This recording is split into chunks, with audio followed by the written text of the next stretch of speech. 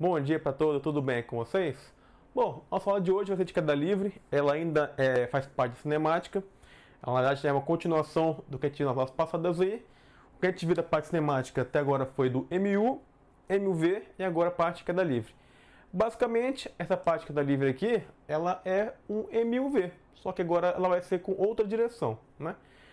Para quem não lembra o que era cinemática, eu coloquei aqui para vocês olharem aí, diz o seguinte, que é a parte da mecânica que estuda corpos em movimento sem se preocupar com causas ou efeitos. Ou seja, a gente está estudando ainda os movimentos por si só. A gente não está estudando, por exemplo, quem vai causar o movimento e nem qual é o efeito do movimento. Geralmente a gente vai ver que quem causa o movimento é uma força. Então nesses casos que a gente vai ver, tanto a gente no MU quanto no MUV, a gente não viu, por exemplo, quem causa o movimento e nem a consequência do movimento em si. A gente está estudando só a parte de, um corpo está com velocidade tanto, um corpo repouso passa a se mover com velocidade tanto, um corpo está se movimentando, freia até parar depois de tanto tempo. Ou seja, a gente não está preocupado com quem faz esse movimento e nem com o que acontece depois do movimento. A gente considera só o movimento em si. Então a gente vai ver hoje a parte de queda livre, que basicamente a gente vai ver as mesmas equações do MUV, só que agora, em vez de ser na direção horizontal, a gente vai ver na direção vertical. A parte de queda livre é importante notar que tem o seguinte. Primeira coisa, quando a gente fala queda livre, tem que notar que quando eu vou ter uma queda livre, eu não posso ter, por exemplo, o lançamento do objeto. Ou seja, se eu tenho aqui um objeto, eu passo a queda livre, o exercício começa o seguinte, o exercício começa falando o seguinte, que o objeto inicialmente está parado ou em repouso, aí ele começa a se mover. Então a queda livre eu não posso ter um lançamento, por exemplo. E no caso, o que vai fazer ela cair, basicamente é a gravidade. Pela gravidade ter um valor de 10 metros por segundo ao quadrado, ela faz parte do MUV, ou seja, as equações de movimento uniformemente variado. Por quê? Porque a unidade de metro por segundo ao quadrado é uma aceleração. Se é uma aceleração, eu tenho uma variação de velocidade. Como a gente viu na passada, sempre que o V varia, eu vou ter um movimento que ele vai variar, só que de forma uniforme, ou seja, de forma constante. Então quem aprendeu bem a parte do MUV, vai aprender a parte bem também. E as outras duas partes que a gente vai ver também, de lançamento vertical para cima, lançamento horizontal e oblíquo, ainda também vão fazer parte do MUV. Então se você não aprendeu bem o MUV, volta na aula passada, dá uma olhadinha nas equações, na teoria e faz algum exercício para ver essa parte aí, porque é muito importante para seguir com a matéria. Então, a partir daqui a gente vai usar as equações que a gente já usou no MUV, não no MU, né? Bom, então aqui, antes de começar realmente na queda livre, nas equações, essa parte é bem tranquila. Então a gente vai fazer, a gente vai rever algumas coisas que a gente já viu, obviamente, né? Então aqui, antes de começar com o assunto mesmo, a gente vai falar um pouco da gravidade. Este valor que a gente adota, de 10 metros por segundo ao quadrado, é um valor que geralmente está arredondado. O valor correto para a gravidade é 9,81. Alguns livros 9,82. Mas, para o cálculo ficar certo, a gente vai usar 10 metros por segundo ao quadrado, que é um valor bem tranquilo de ser usado. E as duas pessoas que mais ou menos tentaram explicar o que é a gravidade foi, primeiramente, na verdade tem vários outros que explicaram antes dos dois, né? Mas os que tiveram mais relevância para o assunto foi Newton, Isaac Newton aqui, na verdade, e a famosa maçã, né? E Albert Einstein, que tentou explicar a gravidade com outra ideia que contradizia Newton. Newton, basicamente, a gente quando fala gravidade, por exemplo, é uma coisa que pra gente está no nosso cotidiano, é uma coisa que a gente vê acontecendo. Eu tenho aqui um objeto caindo, por exemplo, a gente fala, é gravidade, né? Mas para explicar o que é gravidade não é tão fácil. Então Newton tentou explicar a gravidade, por exemplo, como fosse uma força. Quando foi isso daí? Lá em 1665, o Isaac Newton ele estava estudando em Cambridge, só que ele teve um problema de uma peste bubônica na Europa. Aí as aulas foram paradas, obviamente, né, igual a pandemia de agora de 2020. Ele foi para uma casa ou um campo, que eu não lembro se é a casa ou campo, né, que era para se isolar, né, igual a quarentena que a gente está fazendo agora. Lá ele postulou várias coisas, né? Escreveu, estudou, fez bastante coisa lá. Uma das coisas importantes que ele fez foi a gravidade. Só que a história da maçã a lenda, na verdade, da maçã, diz que ele estava parado embaixo de uma macieira, a maçã caiu, ele descobriu a gravidade. Pronto, essa é a historinha, né? Só que, logicamente, não é assim que funcionam as coisas. Primeira coisa, Newton não descobriu a gravidade, porque ela sempre existiu. Então, desde que o mundo é mundo, existe gravidade. Na verdade, desde que o universo é o universo, a gravidade existe. Ou seja, a atração que as coisas fazem umas nas outras, ela sempre existiu. Ele não descobriu. Ele apenas tentou explicar o que era a gravidade. Só que tinha um problema essa parte que ele quis explicar. Ele fez uma fórmula, que quando a gente vai ver essa fórmula, a gente vai ver lá na parte final do primeiro ano, que é a parte de gravitação universal. Só que é uma fórmula que está dizendo que é uma força. Então, para Newton, a gravidade era uma força, né? E a palavra-chave de gravidade para Newton é massa. Então, para Newton, tudo que tem massa vai se atrair. Logicamente, usando também outros conceitos, a força que um corpo atrai outro é igual, mesmo com massas diferentes. O que acontece é que, como a massa de por exemplo, comparar um planeta com uma pessoa, como a massa de uma pessoa é muito pequena, a atração que a pessoa faz no planeta, ela é pequena. Assim como a força que o planeta faz na pessoa também é pequena. Se comparar, por exemplo, com massas astronômicas, por exemplo, né? 2 planetas, ou uma estrela e um planeta, assim por diante. Aí o que acontece é que Newton ele postulou a fórmula, explicou, fez os cálculos, mas aí foi questionado. Mas como é que funciona a gravidade? Ele não sabe dizer como é que funciona. Ele fez o cálculo, fez a fórmula, mas como é que é a raiz, ou seja, qual que é realmente o surgimento da gravidade, o que é a gravidade, ele não conseguiu explicar, né? Até hoje, se debate a gravidade é uma força fundamental, que ela é, na verdade. Só que como que ela realmente funciona, essa parte ainda aí não é explicada por ninguém. Se alguém explicar, vai ser um marco também na ciência. Bom, mas Newton disse que a gravidade era uma força e perdurou por muitos não, né? Perdurou por muitos anos, que foi na verdade mais ou menos 250 anos, né? 2 séculos e meio, até aparecer um rapazinho chamado Albert Einstein e questionar esta teoria da gravidade. Albert Einstein, então, primeira coisa, o Einstein, na época do Einstein, que ele postulou a relatividade geral e a restrita, que foi a primeira restrita para a geral, nessa época que Newton era um deus. Então quando você quer questionar ou quer ir contra uma ideia de um cientista famoso igual foi Isaac Newton, era praticamente você entrar na igreja católica e dizer que Deus não existe. É um pecado capital. Mesmo assim, o Einstein, ele sabia que ele ia ter essa briga aí com a ideia de Newton. E o pior, ele tinha que convencer as pessoas que ele estava certo e Newton errado. Então, na época, foi um grande embate de ideias entre Newton e Albert Einstein. O problema é que a ideia do Albert Einstein era muito abstrata. Albert Einstein, em 1905, ele postulou a relatividade restrita, que é 2 postulados. O primeiro postulado dizia que as leis da física eram iguais para qualquer sistema de referência inercial. E outro postulado é que a luz tinha velocidade constante, independente do observador. Ou seja, o valor da luz não variava com o observador, era uma coisa absoluta. O que também contradizia o Newton, porque para Newton a luz ela podia ser variável, ela podia mudar dependendo do observador. Para Einstein não. Newton também falava que o espaço e o tempo eram coisas fixas, absolutas. Já para o Albert Einstein não. O tempo, o espaço e o tempo eram uma coisa só, e isso podia ser maleável. Então tem 2 coisas que contradizia o Newton, que a luz ela era absoluta, o espaço e o tempo relativo, e Newton dizia que a luz podia ter uma velocidade diferente e que o espaço e o tempo eram coisas maleáveis. Para o Albert Einstein, a gravidade ela era nada mais do que uma dobra no espaço-tempo. Então imagina o seguinte, quando a gente fala de gravidade, de relatividade, para explicar como é que funciona o universo, muitas pessoas pegam e falam a mesma coisa que eu vou falar aqui agora. Quer pegar um pano, por exemplo, na internet tem cheio de vídeos desse tipo aí, vai na internet lá. Relatividade, gravidade, Albert Einstein. Aí vai ter lá o modelo do universo em 2D. Então é importante falar isso daí. Quando você bota um pano e bota alguma coisa nesse pano aí, a gente olha 2 dimensões. Mas a gente sabe que o universo é em 3 dimensões. Nosso cotidiano é 3 dimensões. São 3 dimensões. Então, falando em 2 dimensões, eu pego um pano, por exemplo, estico um lençol, por exemplo, aí pega uma bola de basquete, futebol e coloca no meio desse pano aí. Quando eu coloco no meio desse pano, logicamente o pano ele vai dar uma pequena afundada. Ou vai dar uma pequena um buraco, entre aspas, no pano. Então, peguei o pano, botei alguma coisa pesada, uma bola de boliche não, né, cara? Furar o pano.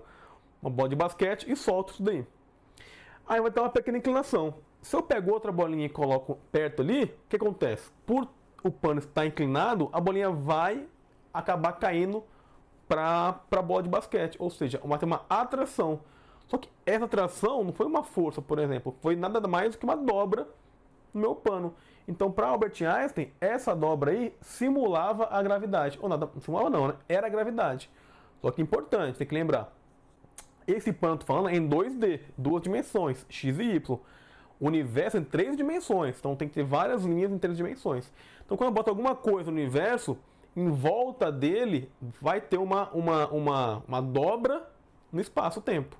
Essa dobra vai fazer com que as coisas vão cair para o coisa mais pesado. Ou seja, se a gente pegar o nosso sistema solar, eu tenho o Sol no centro. Por quê? Porque tem mais massa. Qualquer outra coisa fosse mais massiva que o Sol, seria o centro.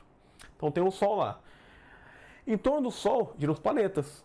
Porque lá, naquela parte do Sol, ele fez uma dobra no espaço-tempo e as coisas que estão ali vão ficar presas naquela órbita ali. Porque não vai ter como sair. Porque quando criou-se o universo, vai ter várias colisões, não sei o quê. Aí quando se estabilizou, firmou aquele sistema solar que é onde a gente mora hoje. Aí eu vou pegar, por exemplo, e jogar uma bolinha nesse lençol com a bola de basquete no meio, a bolinha ela vai uma hora cair. Ou seja, vai girar, girar, girar, perder velocidade e atingir a bola de basquete. Aí pergunta, por que isso também não acontece no sistema solar? Porque aqui eu vou ter um atrito com o próprio tecido e a bolinha. No universo, não. Eu tenho uma velocidade que vai ser perpendicular à trajetória e a força, na verdade, o decaimento é para cá. Então forma, entre aspas, um ângulo de 90 graus. A resultante disso é uma trajetória que vai ser uma parábola em torno do corpo mais maçudo, que no caso do nosso sistema solar é o Sol. Então, assim que funciona para o Einstein a gravidade. Então, para Newton era uma força, interação entre dois corpos, uma força à distância, ou seja, um planeta com uma estrela, um planeta com um planeta com um satélite, assim por diante. Já para Albert Einstein, era uma dobra no espaço-tempo que gerava a gravidade. Então, se você pegar um documentário do Einstein lá, vai ver que ele postulou a relatividade restrita em 1905 e a geral em 1911, ou seja, 5, 10, 11, 6 anos depois. Por quê? Porque o trabalho é muito difícil de fazer. Outra coisa que é importante, era difícil também, é você comprovar sua teoria. Esse era o maior problema. Tanto é que até hoje é uma teoria, mas tudo que o Einstein falou deu certo. Igual, por exemplo, em 2018 teve o 19, ano passado teve a foto do buraco negro. Essa foto que tiraram foi exatamente como o Einstein disse que iria ser um buraco negro. Também, mais uma vez, quem tem internet, quem está vendo tem internet, obviamente, né? Mais uma vez, vai no Google, bota foto do buraco negro, 2019, vai ter lá. Se você pegar uma simulação de como o Einstein falou que ia ser o buraco negro, é a mesma coisa. Buracos negros, buracos de minhocas, ondas gravitacionais, tudo que ele falou da relatividade bate. Só que, como eu falei anteriormente, não tem como você comprovar experimentalmente isso daí. Uma das provas que ele estava dizendo que estava certo, o Albert Einstein, é a foto do eclipse. O que ele queria fazer? Ele queria provar que o espaço realmente se dobrava. Para fazer isso, ele pensou o seguinte: eu queria ver, por exemplo, quando a luz.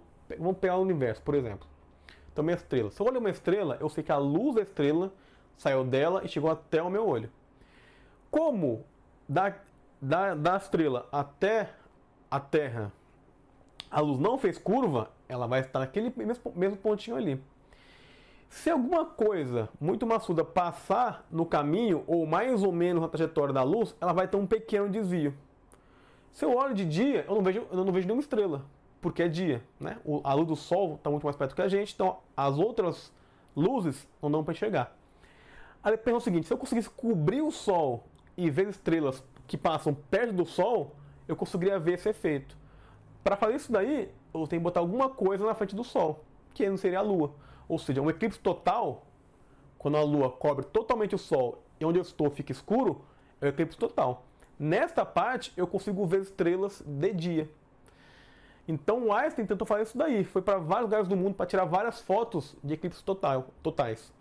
Um dos locais que ele foi aqui no Brasil, em Sobral.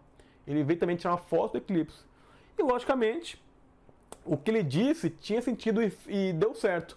Quando eu tiro a foto do Sol, eu consigo, do eclipse, né, solar, as estrelas estão deslocadas um pedacinho. Porque a luz que veio passou pelo Sol e tem um desvio. Esse desvio você consegue comprovar pelas fotos ali. Aí, mais uma vez, o que o Einstein tinha dito sobre a relatividade estava certo, né? Mesmo assim, na época que ele postulou essa parte, poucas pessoas entenderam, teve um grande debate, disseram que estava errado, foi uma confusão. Mas, quem tiver interesse de ver documentário, tem na internet também. Acho que é 1 hora, bem rapidinho, dá pra ver tranquilo, ainda mais agora fazendo nada em casa, né? Então, olhem aí. Então, basicamente, o que Einstein postulou da relatividade geral é que é uma forma de explicar como o espaço-tempo ela funciona. E, ou seja, Einstein diz que a massa diz para o espaço como ele se dobra e o espaço diz para a massa como ela se comporta. Então, essa que é a ideia do Einstein. A massa dobra o espaço diz como a massa se comporta. Ou seja, a matéria vai se comportar fazendo aquela curva se tiver uma parte mais em declive, ou se ela vai fazer um desvio maior ou menor, assim por diante, né? Mas isso é relatividade, lá pra frente, quem quiser ter interesse nessa parte, tem um livro, peguei o livro, tá aqui. O livro, quem quiser entender um pouco mais sobre isso daí, muito bom esse livro aqui, ó. Do Universo, uma Casca de Nós, Stephen Hawking, muito bom. Então, quem quiser olhar, ler, sugiro a leitura desse livro aqui, que é muito esclarecedor. Tem PDF não, tem digital. Tá baratinho o livro, acho que R$50. Esse livro aí, a capa é nova, tem uma capa nova dele, outra tiragem, que é a frase Universo, uma casca de nós, né? Mas essa eu acho mais bonita, mas acho que esse não vende mais. Mas o que importa, né, logicamente, é o conteúdo. Bom, além dos dois cientistas aqui que explicaram a gravidade, outro grande cientista foi o Galileu Galilei, né? O que ele fez com a gravidade? Ele, na verdade, quis mostrar para a gente que a força gravitacional de Newton ela era igual para qualquer corpo. Ou seja, quando a gente fala de dois corpos, a gente pensa o seguinte: se eu tiver um carro e uma maçã, por exemplo, quem cai primeiro? Aí eu vou pensar erradamente que quem tem mais massa vai cair mais rápido. Ou seja, quem tem mais massa vai cair primeiro do que quem tem menos massa. Difícil. Mas por que isso daí? Se a gente pegar uma pena, por exemplo, e uma maçã e soltar as duas, a gente vê que a pena vai ficar oscilando um pouquinho no ar até cair. E a maçã vai cair direto. Então como é que então que não é verdade isso? A questão é o seguinte, que eu tenho ar e o ar tem atrito. Então a forma da pena e a massa, por ser muito pequena, ela vai ter um atrito maior do que a maçã, por exemplo. Se eu conseguir tirar o ar, por exemplo, daquele lugar e soltar uma pena e uma maçã, as duas coisas caem ao mesmo tempo. Também tem um vídeo na internet, vou colocar aí, eu acho, se deve colocar, eu coloco agora. And it's kind of got an eccentric construction, which is part of its history. It was built in the 1960s as a nuclear test facility to test nuclear propulsion systems. And that meant that they built it out of aluminium to make the radiation easier to deal with. Aluminium is not the best thing, the strongest material to build a vacuum chamber out of. So they built an outer concrete skin, which is part radiation shielding and part an external pressure vessel, so that this thing can take the force that's present on the outside when it's pumped out to the conditions of outer space. The Earth. So he concluded they weren't.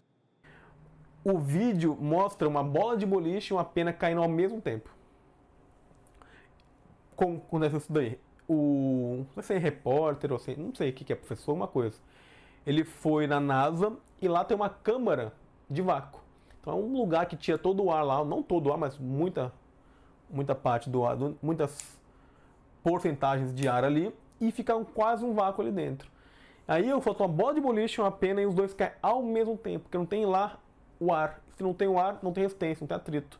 Então aí você pega a pena, cai exatamente igual a bola de boliche. É muito interessante esse vídeo aí. E quem quis dizer pra gente isso daí foi Galileu, né? Galileu. Então, Newton, Galileu, Albert Einstein, que foram os três cientistas que explicaram ou experimentos com gravidade, e o que a gente conhece hoje é devido a esses três cientistas aí, certo? Bom, voltando para a nossa realidade, para a queda livre, a gente vai usar as mesmas equações do m e o v, porque a gravidade ela é uma aceleração, então vou usar as mesmas equações, só que em vez de A eu vou ter G. As equações são as mesmas, V igual a V0 mais GT, aqui era um A, né? Torricelli, V ao quadrado igual a V0 ao quadrado mais 2A delta S, agora virou 2G delta 2GH. O ΔS também, que era a distância na horizontal, virou uma altura, que é na vertical. Então H de altura, acho que a altura não é com H, mas é de height de inglês, né? Que fala inglês é H. E a equação horário do espaço por m e o v, S igual a S0 mais V0T mais G T ao quadrado sobre 2. Aqui, alguns livros botam H maiúsculo, né? Mas eu gosto de colocar o S0. Mas não é obrigatório colocar S0. Deixa eu ver só um negócio aqui se... Então parou ainda, graças a Deus. Então as equações são as mesmas. Onde tem G, onde tem A eu boto G, porque eu fixo agora uma aceleração. E como é uma constante, eu boto uma letra específica para lá. A gente bota a gravidade porque é de gravity, obviamente, né? Então as equações são as mesmas. Então se aprendeu bem aquela parte lá, ótimo. Vai aprender bem essa parte daqui. E outra coisa que também tem diferente é que aqui sempre é mais.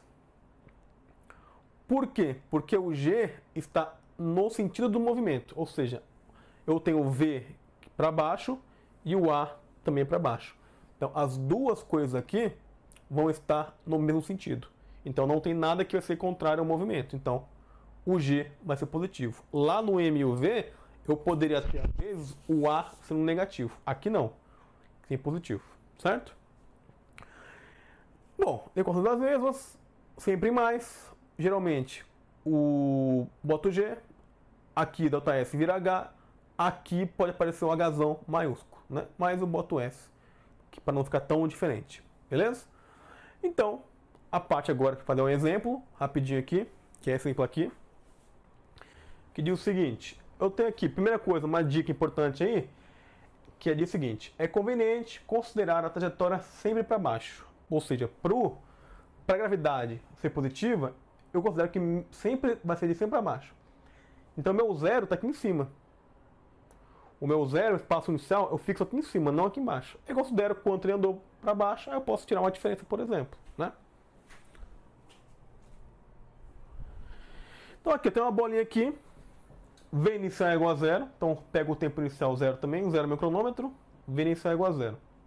Aí solta a bolinha. Soltei a bolinha, vai cair, obviamente, né?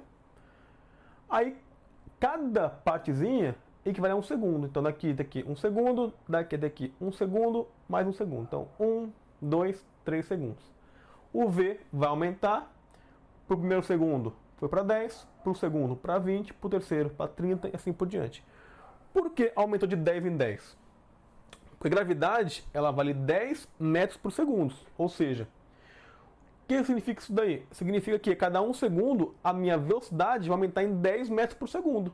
A cada segundo eu estou aumentando em 10 metros por segundo. 10, 20, 30, 40 e por diante. De onde que vem essa parte aí? Minha primeira equação. V igual a V0 mais GT. O V inicial aqui a gente considera zero, então V basicamente é igual a GT. Ou seja, o G vale 10 e o T vai variar. 1, 2, 3 e por diante. Ou seja, o meu tempo que vai definir quanto que é o meu V. Então, quando eu tiver aqui, como eu estou aumentando a minha velocidade, a cada tempo eu consigo andar mais longe. Então, se eu quero calcular qual a distânciazinha daqui, eu uso, por exemplo, o Torricelli ou o último aqui. É mais fácil usar o último aqui, porque o espaço inicial é igual a zero, por exemplo, o V inicial é igual a zero, e o espaço também depende de GT ao quadrado sobre 2. O G é uma constante, 2 é um número, então também depende do tempo aqui.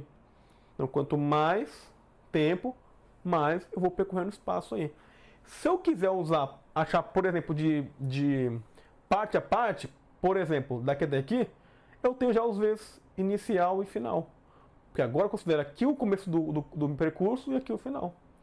Eu posso calcular aqui como se fosse um segundo. Então aqui daqui, V final, V inicial. Para um segundo. Uma partezinha aqui. Então aqui tem os V's. E eu acho o H. Que é essa parte aqui. Este H não vai ser a altura em relação ao solo. Essa que é a questão. De você botar o zero aqui em cima. Este Hzinho aqui é esta parte que andou. Se eu calculo, por exemplo, também daqui, vamos supor que eu quero calcular o espaço de 0 a 3 segundos. Eu posso usar isso daqui. V final, eu sei quanto que é. O V inicial é 0, o G vale 10, vai sobrar o H. E se for de 1 segundo a 3 segundos? Posso também. Agora o V inicial não é 0, é 10, porque eu considero aqui o espaço inicial. O V final é 30, o G eu tenho, vai faltar H.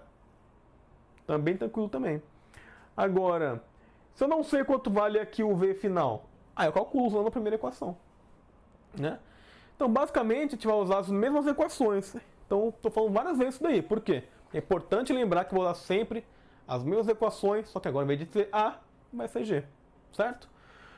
Bom, então, o que a gente falou até agora aqui? Falou que queda livre faz parte da mecânica, da parte de cinemática, que da subdivisão é a parte do M e o V. As equações são basicamente as mesmas. Onde tem A, eu coloco o G. Lembrar que G é um valor fixo, a não ser que o problema fale um valor específico para o G. O G sempre é positivo. E aí, basicamente, a gente vai usar as mesmas equações. Então, mais uma vez, aprendeu o B, M e o V? Ok, beleza. Não aprendeu? Volta lá um pouquinho, aprende as equações, a mexer com as equações, que fica mais tranquilo ainda. Beleza? Bom, acho que é isso daí. Então, até a próxima aula. Valeu!